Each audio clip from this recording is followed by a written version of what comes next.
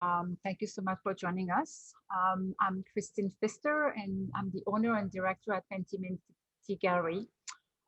We are delighted to have you with us tonight for our exhibition dialogue. We have a very special program for you today. But before we begin, I would like to provide you with a few simple housekeeping reminders. This program will be just under an hour, and we will include a Q&A where your question will be welcome. We will mute you during the presentation, but please feel free to type your question in the chat at any time. The Q&A will take place at the end of the dialogue.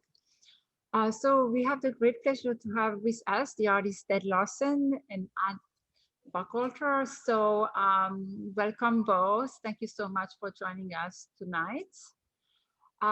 It's been an absolute pleasure working with you, and we are thrilled to feature your work at Pentimenti this spring.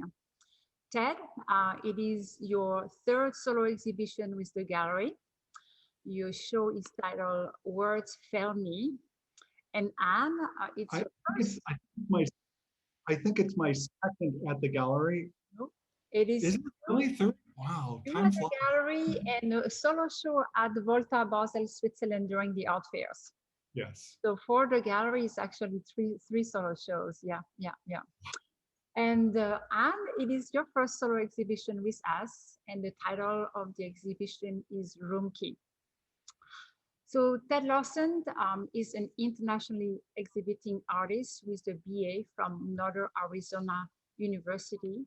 His work has been exhibited in galleries in the US and in Europe, in private foundation and in museums in the US, including the Boulder Museum of Contemporary Art, Galveston Art Center, New Mexico Museum of Art in Santa Fe, the Albuquerque Museums, the Philadelphia Museum of Art, and more.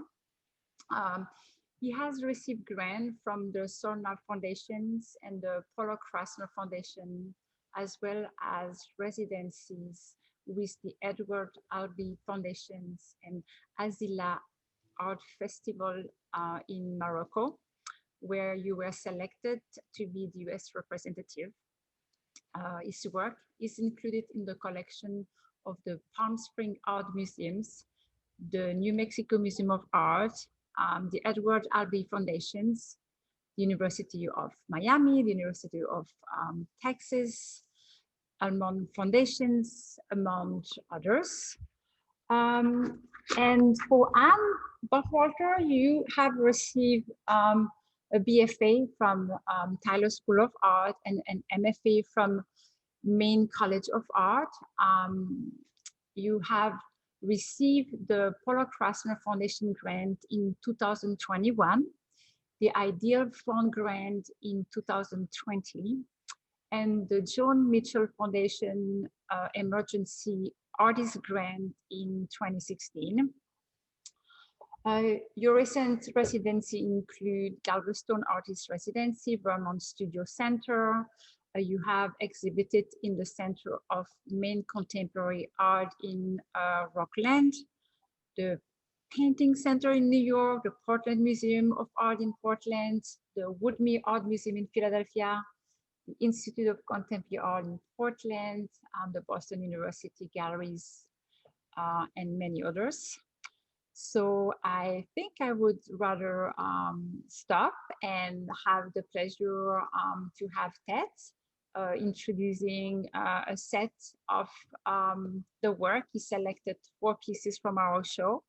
So now I'm going to hand it to you, Ted, for the first 10-minute presentations. Great.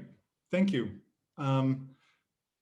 I'm very honored to be here. Thank you very much. I wish that we could all be together and the pandemic wasn't preventing us from being able to celebrate art. It is a tragedy that we are unfortunately in this situation where we can't do that. I miss being able to see the exhibition myself, and seeing it virtually is very rewarding, but it's not the same thing. Art is something to be seen and experienced in real life. I have a very strong opinion about how art is supposed to be seen and how it functions for people. And so I just randomly selected 4 images, just entirely randomly, but not entirely at the same time. So the first piece is something that really interests me. And, you know, I title my work with oxymorons, and because things are oppositional in the world, we are led down a path and then we're misdirected. It seems again and again and again to be true for some reason. And it's part of the state of our human condition that we have hopes and dreams and desires, and they manifest themselves only to turn out differently than what we had believed they would be and how they would function in our lives. And so that has a lot to do with why I titled the work the way I do. Nevertheless, this first piece is sort of interesting for me because it shows relationships. The yellow element is accommodating the white element, or the white element is forcing the yellow element in a certain way to have its place. And I find that sort of fascinating. Seeing is a perceptual issue.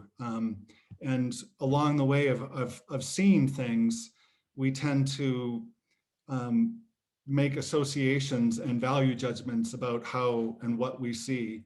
I'm a formalist, so I work with form, and I don't have a didactic agenda involved in what I make and how I proceed in my studio. I may have agendas for myself, but I don't have it for the work particularly to say something beyond its form and color and texture and what it might be just physically. I'm not making a statement, in other words, by making what I make.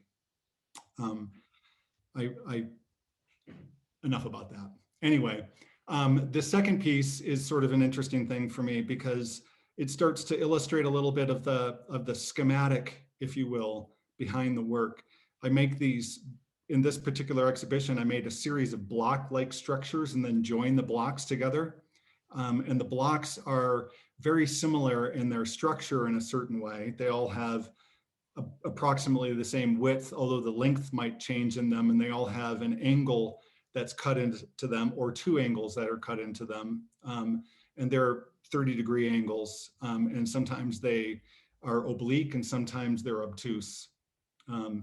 And so those angles get combined in forms and create structures. And so in this piece, there's 3 slightly white elements, and then there's this line that sort of moves around and forms almost like a spatial relationship between the structure that it sits on and what sits over the top.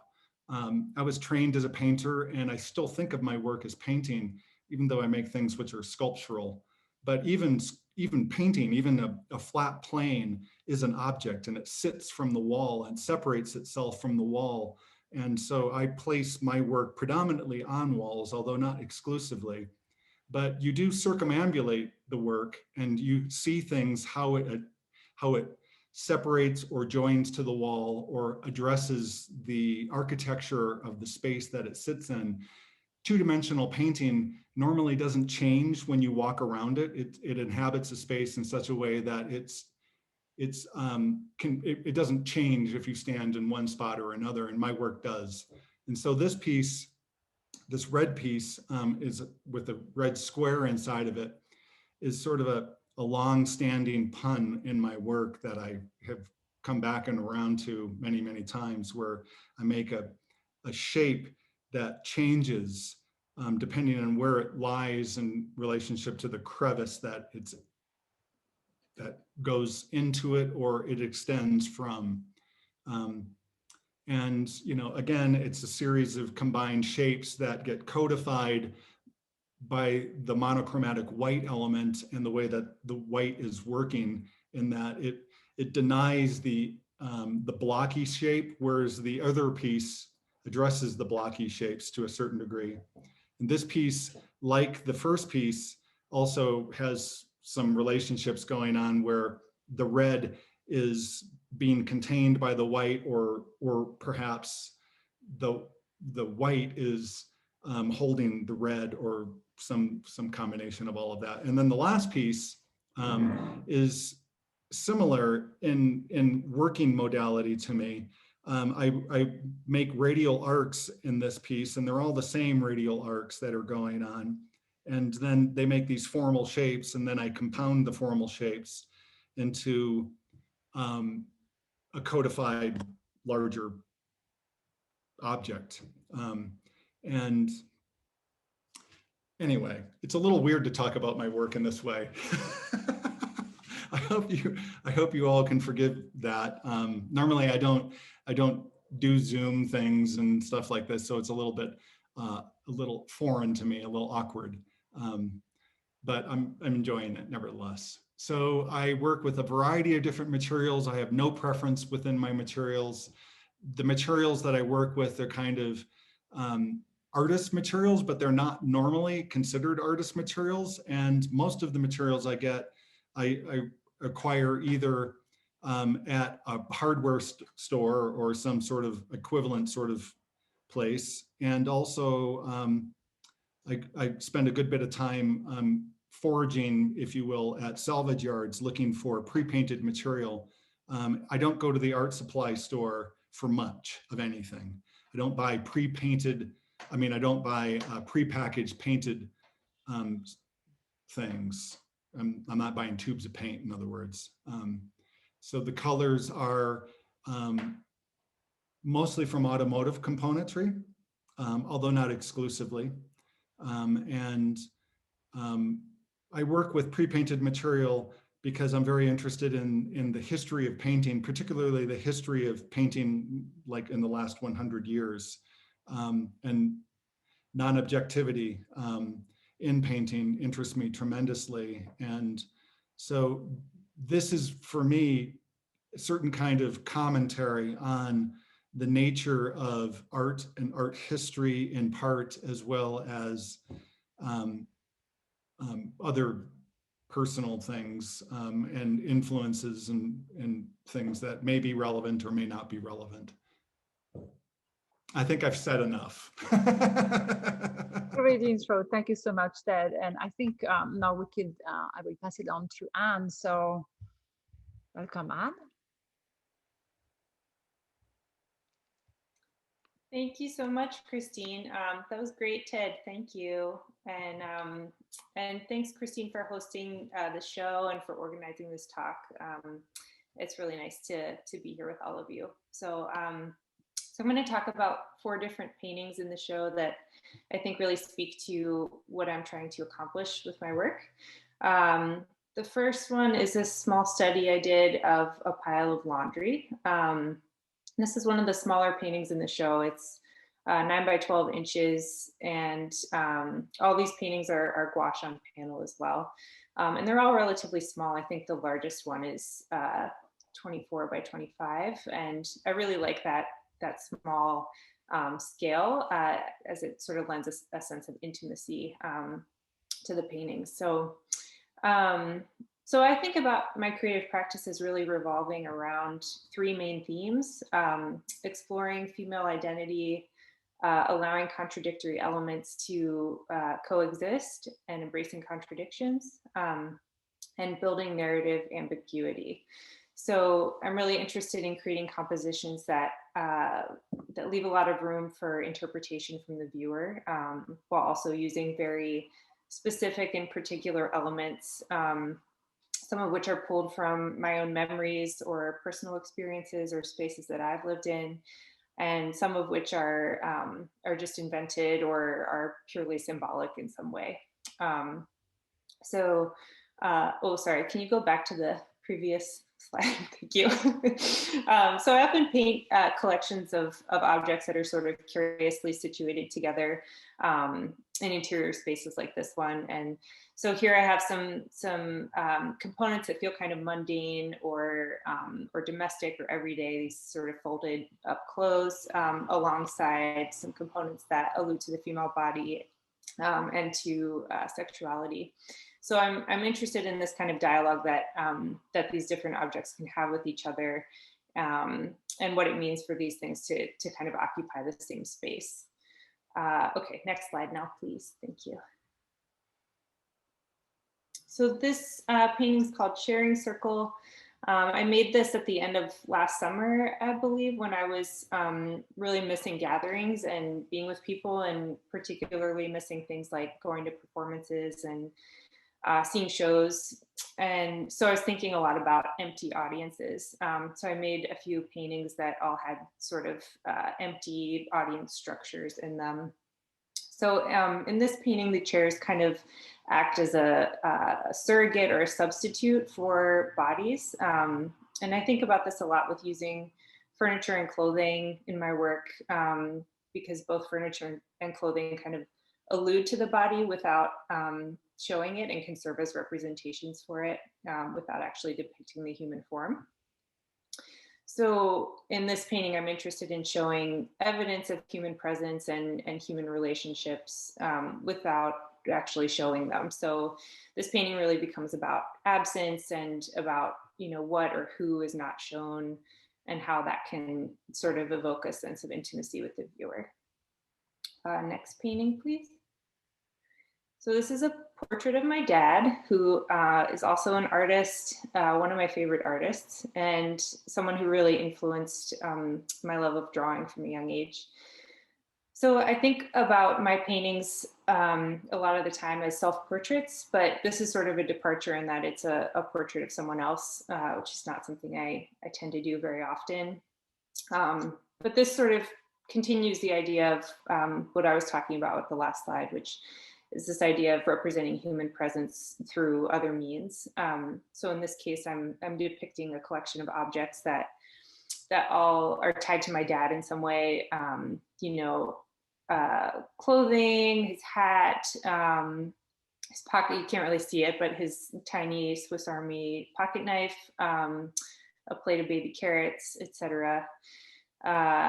And the other thing I wanted to mention about this painting was just sort of to point out how I like to use perspective. So you can see the table is flipped up in a very, you know, non-realistic, non-representational way. And that's something that I sort of borrow from folk art, which is something I really love and am drawn to. And I really love how that sort of forced aerial perspective allows you to kind of see everything that's going on in the table. And I think that really helps the viewer build a narrative around the work. And the next slide.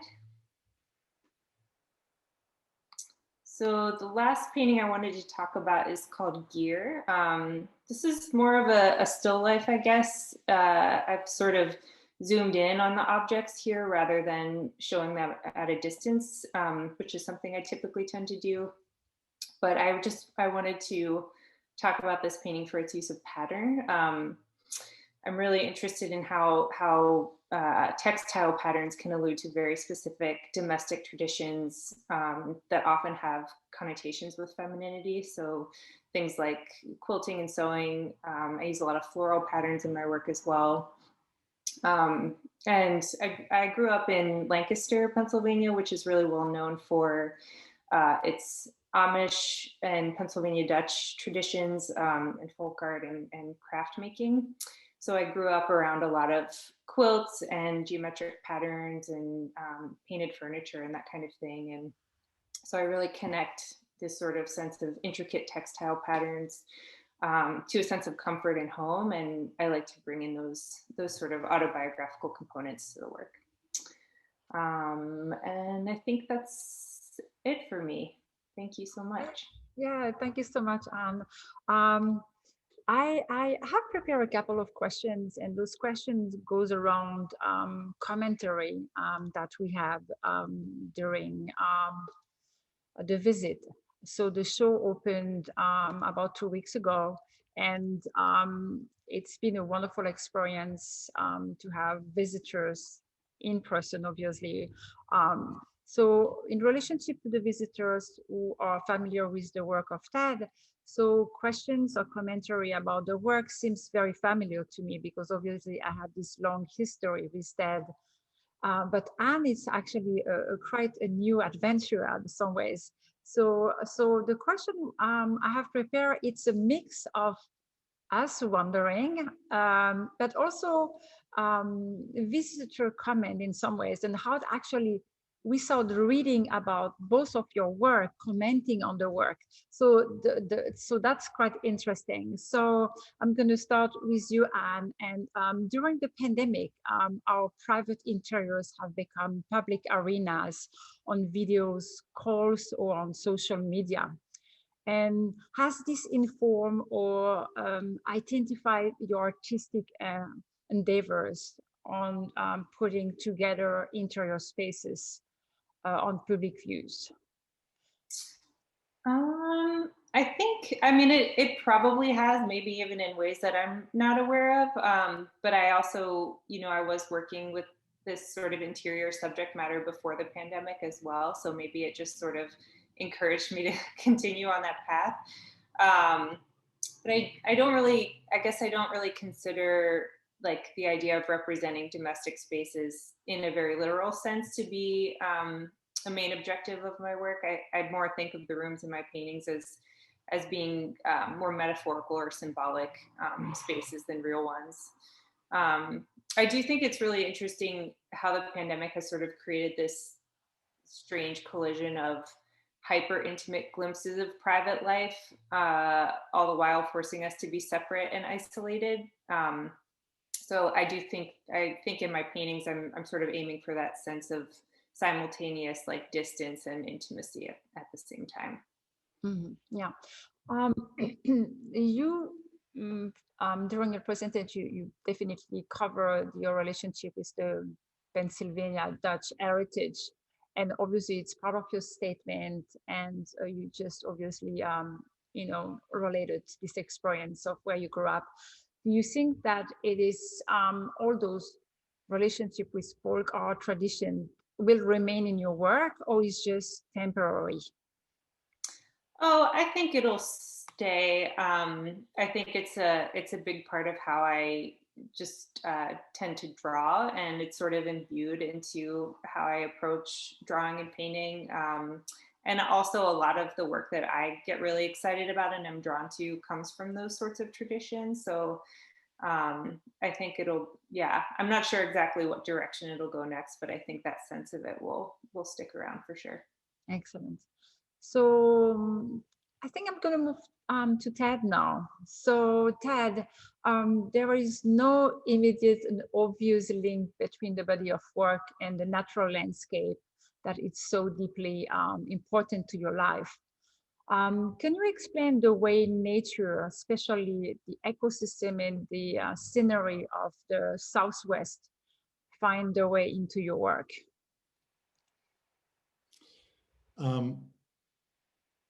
Where I live, the earth is laid bare. It's really open. We have, we don't have a lot of the kind of vegetation that you have back in Pennsylvania, covering everything and sort of mossing it all, if you will. So here, everything is really kind of stark. The sky is really bright, and it illuminates the earth. And I think because of that kind of expansiveness, and there's a relationship between, the intimate and the grand that happens here. The mountains are huge and the valleys are wide, and at the same time, things are really very small. And it's kind of a strange combination. So you're very aware of the fact that when you're walking, you don't want to step on something, cactuses or sharp rocks or things that you could fall on. And at the same time, you're also dealing with this openness and expansiveness. And I think that probably has affected the work. There's the scale of my work tends to be, not much wider than my shoulders. It's rare that it's wider than my shoulders. And yet it sort of implies huge scale or something larger than itself. So I'm sure that the environment has played a role in that. Mm-hmm. the wonderful things that we have together is when I just pick up the phone and I call you because I have any questions, and you just said, "Oh, I'm sorry, I cannot speak with you. I'm in the middle of collecting my materials," and so there is always this behind the scene that is very intriguing, and I would like to know if you could describe the experience of sourcing your materials, and especially can you describe the landscape of those junkyard? Because for us on the on the East Coast, they don't look particularly beautiful in some ways. But I think in your area, I think there is this component of emptiness and these places where you collect all your materials. And when you are there, what are your plans or your process of navigating this in relationship of your choice, or what gravitates you right on the spot to collect certain thing but not the other? Well, because I work with pre-painted material, I don't go to the art supply store and to buy tubes of paint. I was trained as a painter, and going to buy material, be it, stuff at the lumber yard or, the hardware store or the salvage yard for that matter, none of it's particularly very interesting to me. It's what can be that interests me, probably in much the same way for you, Anne. When you buy paint, you're not looking at it probably from the standpoint of what it is, you're looking at it for what it can be. And you have your own way of getting into that. And so, salvage yards are kind of dangerous environments. Salvage is one of the largest industries in the United States. In the last 20 years, we recycle everything: cardboard, tin, glass, aluminum. Everything gets rebuilt, repurposed. And, automobile salvage is a huge, huge industry. And, the working environment is kind of dangerous. And, there's huge trucks driving around with stuff on them and actively moving things. And, you have to be kind of careful. I don't want to be smushed. And I'm also working with some sort of dangerous tools too. And I don't want to, cut my fingers off or something like that as I'm doing stuff. So I have to be focused. My selection process is exactly the same as it is for Anne when she goes to, buy paint. She has thoughts about what she wants to do, and I have thoughts about what I want to do, and some of them are chromatic. And, so we have color theory, and we have, issues that we're dealing with of subjectivity and what color might work, how it might function or something like that. And unlike the art supply store where basically everything is available, in the salvage world, everything is not available. So I have to be very attentive to developing a palette, if you will. And it's not always easy to do. There's not always green paint to be bought, if you will, or, whatever. And I work with old material that's pre-1980. In 1980, the federal government passed a law that made it illegal to use leaded paint except in artist paints. So you can have heavy elements, but you can't have heavy elements because people eat them and do weird stuff like that. So cars are no longer painted the same way as they used to be. And I'm looking for a certain quality of paint, but I don't really want it to have too much character, if you will.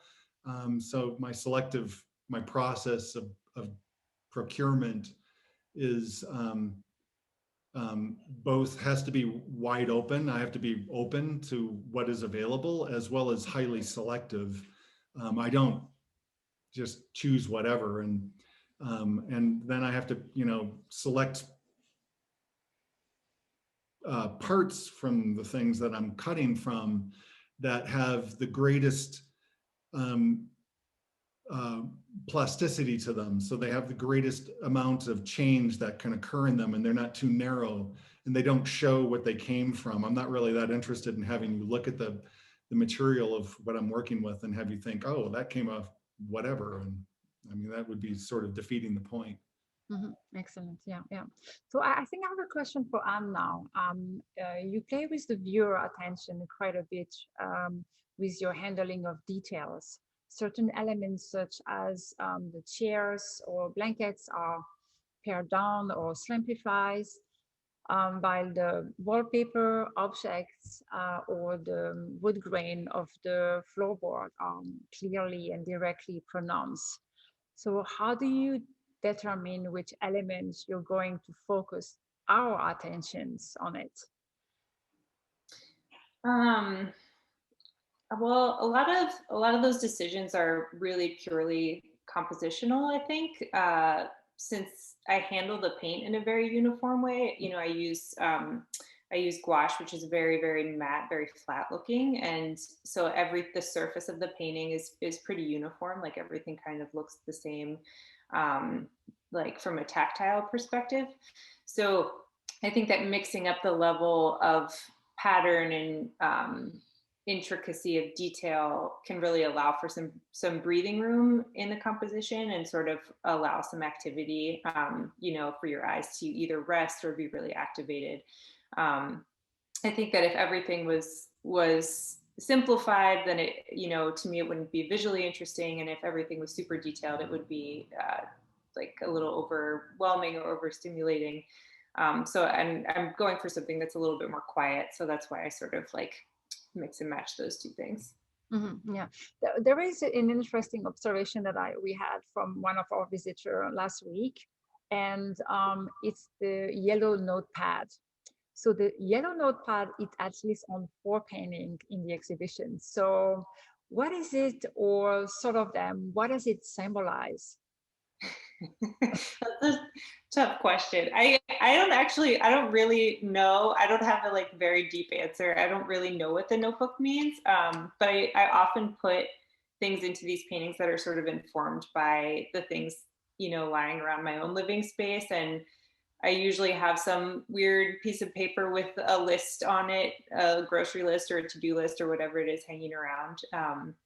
So I feel like it's a very commonplace item for me anyway. It's very typical, like even boring. And so I like putting things into the paintings that have that sort of like mundane everyday feel, because then there are often things in the paintings that are not things that exist in everyday living situations. So I think the notebook is there because it sort of shows that someone is living in the space, and it shows that someone's been there who, you know, probably had some like chores to do or something like that. Excellent. So this question is for Ted, and this is coming from also other visitors in the last 2 weeks that really found your work to be very painterly, which was wonderful to hear. So you have a clean, precise element conflict with the tactile and almost painterly treatment of the surface of each piece. So do you feel as though you make artistic decisions based on a painterly sensibility? Or can you elaborate on the drafting or the creative process of those work? Wow, that's a big question.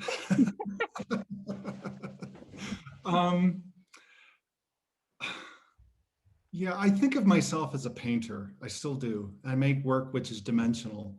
I make shaped paintings, basically. And sometimes the paintings you can circumambulate, which is a weird thing to be able to do in painting. But you know, the painterliness, if you will. You know, I always look at painting. When I look at painting, the first thing I always look at about it, regardless of what it is and how it's made, is, you know, the quality of the paint. How is it applied? How does it feel? You know, that's the very first thing that I engage with in it. And then, you know, I get into the other stuff, and that's probably true in my work too. You know, I work with geometric abstractions, so you know, having shape and edge and pattern are always going to be things that happen in my work. And I approach it with the hopefully with this more of a painter's eye than a sculptor's eye. I'm not really, I'm uncomfortable with the word sculptor in defining myself. I actually call myself a visual artist, if anything. And I don't even think that I make art. I don't think you can make art. I think art is something that a viewer experiences, and it's not possible to precipitate what other people experience. And I'm not salacious. I'm not trying to make something which creates an effect in people. I just am making what I make, and it either resonates with people or it doesn't. And if it doesn't, it's really none of my business. And if it does, it's really none of my business.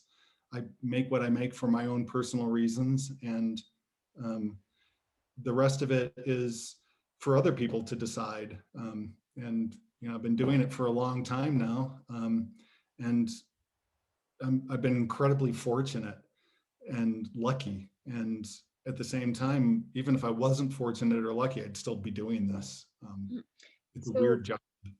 so, so basically, the strong chromatic resonance about the work, when we think about colors with avocado green or buttery yellow or the off-whites, that recur within the work that we have currently on view, do they have a symbolistic, a sort of symbolism in the color palette or not for you?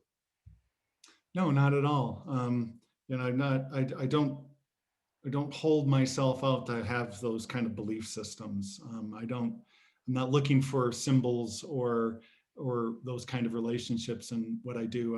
I think of it chromatically, color relationships or formal relationships. A lot of my work tends to be highly reductive. So it might be one color versus a neutral. And sometimes it's multiple colors, but it's rarely colorful. That's very rare for me to do something which has got a lot of high key chroma. Occasionally I do, but that's rare. All right. Okay, thanks. So it's going to be for you, Anne. So the subject matter of your work has shifted dramatically over the past several years. Especially, you have turned from a heavy focus on figural representations and now mostly on decentralizing the figure in the favor of the environment. So can you talk a bit about the path between those points? Yeah, it's a pretty windy path. I did used to work pretty much exclusively on paper for a long time, and I was painting a lot of figures in these kind of white vacuous spaces. And then I did a residency at the Vermont Studio Center in 2018, and had a bunch of my drawings with me, and I started experimenting with painting patterns like around the edges of the figures. And then I sort of like ran with that for a little while, and then that sort of led me to, like, just on a whim one day, painting a bed around one of the figures. And so then that got me really interested in the bed as an object, as a symbol and a place, and a thing that's like very important to all of us in various ways. And so I then started thinking about how the bed can sort of stand in for a figure. And I mean, the figure just eventually kind of became a little bit superfluous. Like, it didn't really need to be there in order to show that human activity and presence was happening. So that's, I guess, where the transition happened to taking the figures out. And then I've sort of, I'll sort of like bring them back in for a couple paintings and take them out again. But it's true, like, they're not really the central focus anymore, in terms of the body being the central focus. But I think human presence and humanness is still very much something I'm going for. And I like showing these rooms as like being very clearly inhabited and lived in, and kind of gives a sense that you're sort of stumbling onto something private that maybe you are or aren't supposed to see. So that's sort of the feeling that I'm going for. Mm-hmm. Excellent. So I think I'm going to move with you, Ted. So this is a really strong exhibition. So, and the title is Words Fail Me. And it's not something I think of either of you of and your work. So can you explain the relationship with the title, the content of the show? Probably having now listened to me for a little bit, you all probably recognize that I have the ability to talk, and being somewhat loquacious or having verbal skill can often be a distraction. I want the viewer to create their meaning. Not, like I said before, I'm not making something didactic, which there's a takeaway, specific takeaway for. I want the person who sees my work to have their own meaning with it. And my meaning is not really very relevant. And yet it is at the same time. It's kind of a weird thing. I need to get out of my own way, and I need to get out of the work's way. So words fail me. Often we say that when we're sort of, dumbfounded by something which is, in its grandeur or scope or has depth and breadth that, we can't really put words to it. Words tend to diminish. The specificity of words is a problem when looking at things. We can talk things into oblivion, and I'm not really very interested in wanting to do that with being overtly articulate about any one thing that you're seeing. So words fail me. Excellent. Very good. Thank you so much.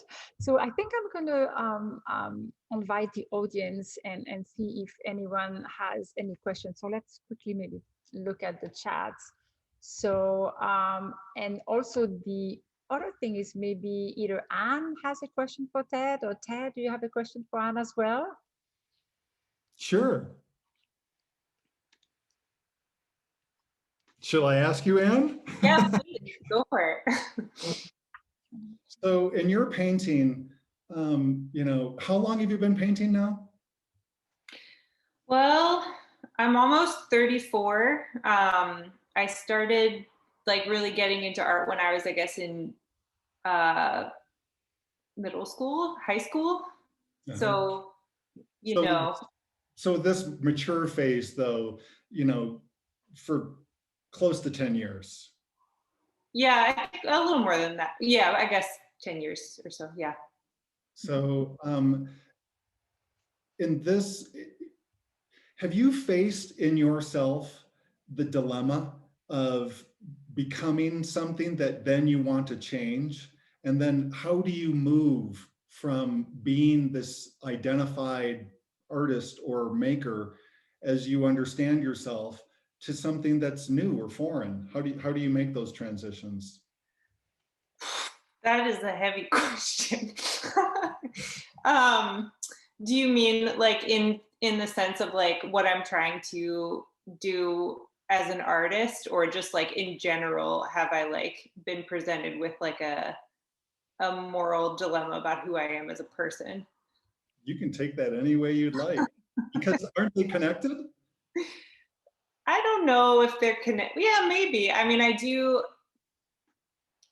think something that was really interesting to me as I was listening to you just speak about your work is that I think we actually have very different approaches to making art. I think like I have a like a clear, intention or idea of what like sort of what I want how I want it to function. And I obviously if it doesn't resonate with people, that's totally fine, or I like to leave it pretty open as well, but I think I do have some ideas about like what I want it to do. And so I think for me, like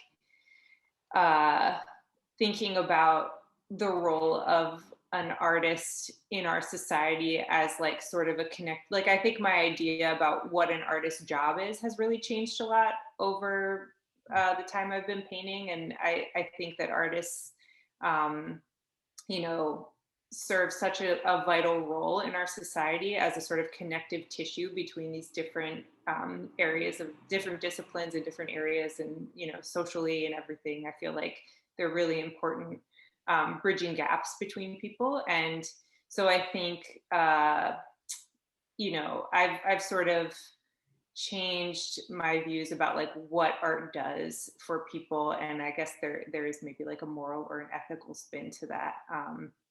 Just, I don't know if that answers your question. I kind of like went on a thing, but yeah. I think it does. I think it's really spot on. I think you know, art does serve, and I think in the best of cases, it illuminates.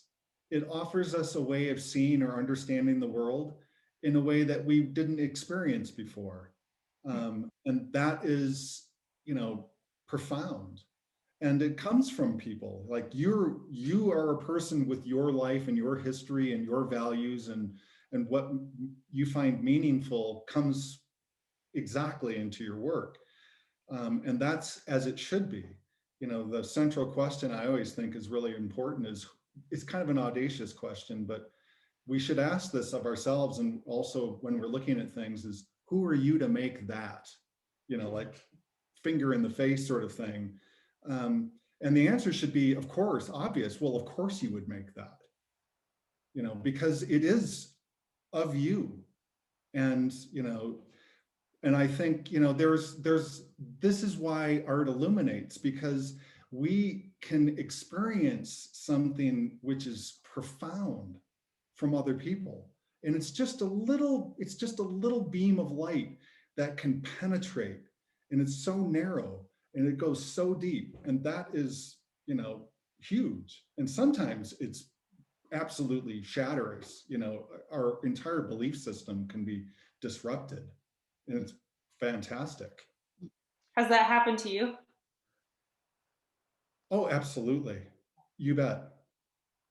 You know, sometimes it happens with things I do not anticipate, which is the best. Sometimes I go into, you know, I mean, you know, I live, you know, 8 hours from the Chinati Foundation. I'm sure you guys have all heard of the Chinati Foundation, and occasionally I'll make a pilgrimage down there. And I went to go down to see, the last time I went down there, I went to go see Robert Irwin's new installation. Well, yeah, I mean, it was really substantial, blew me away. But I'll also walk into, you know, the Metropolitan Museum, and I'll walk through the old galleries, and I'll be like dumbfounded by some Dutch master painting from, you know, 500 years ago, and it'll just floor me. And I had no expectation of that to happen. Excellent. I have actually a question from Andrea, and this is for you, Ted. I'm wondering how Ted raw salvage material gets transformed into his 3D sculptural painting. So are they dismantled, welded together? So do you want to talk about the making of the work?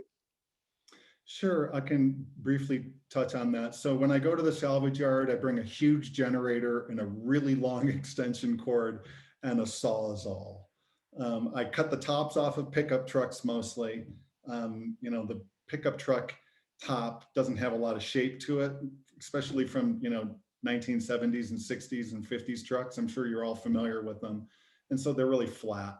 And, you know, I remove those. Sometimes I take the hoods off of cars too. There's all kinds of adhesives and weird stuff below it. I have to get all that stuff off.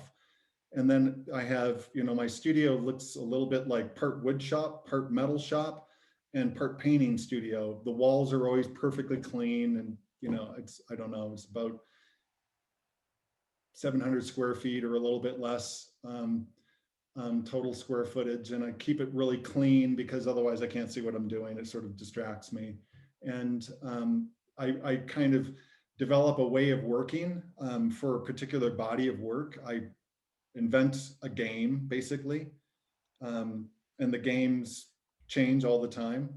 And then I try to play the game, but without breaking the rules, figure out a way to cheat it. So I don't really hold much precious. My family's very precious, but life is really precious. But the things that I make, I don't hold to be really precious. I have to be willing to, move past them being special. And it takes a certain courage to do that as a maker. You have to be willing to sacrifice what you're doing, and you have to be willing to be brutally honest. Excellent. I think we have another question. So would Ad or Ted talk about the work in terms of perspective in the work they have presented? It seems to use an overview, and Ted, there is a feeling that ones want to look around and on the other side of the pieces. And Anne's works, it seems to be looking down on a table surface or floor. So, Anne, you want to start? Sure. Yeah, I think I often will sort of distort the perspective in my paintings and use a sort of, it's like a bird's eye view or an aerial view. And that's really kind of serves a couple of functions. It really lets you see everything that's going on in the space. It gives like a pretty comprehensive overview of little corners and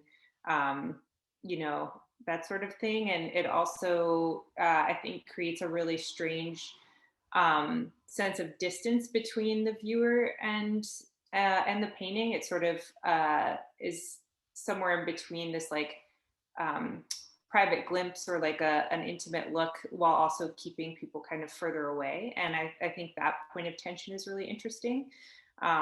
So I think that's why I tend to, and also I mentioned as well that I love folk art, and you see a lot of distorted perspectives in folk art as well, sort of like naive renderings, and so sort of borrowing on from those traditions as well. Thanks. Ted, you want to give a comment?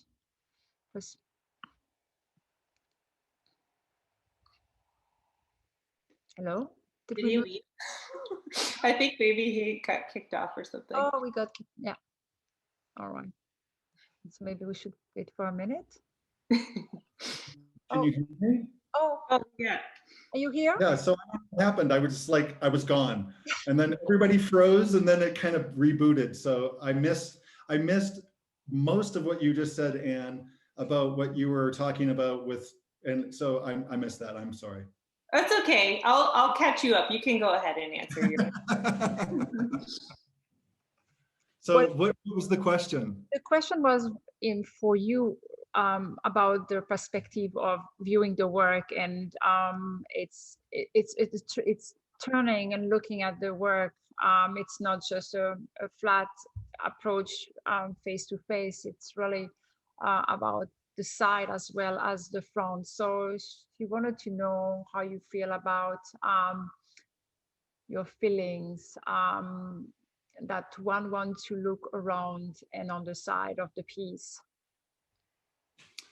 Well, yeah, I when I look at work, I always, not my work, but just work in general, I tend to walk up to it and inspect it and want to see it closely. And then, I look at the little ways that the person who made it resolved what they were doing, and the presentation and how it sits against the wall and how big it is. And, there's lots of choices that are made. And my work, there's angles and there's shapes and there's elements that make you want to get close to it and move around it. And yeah, so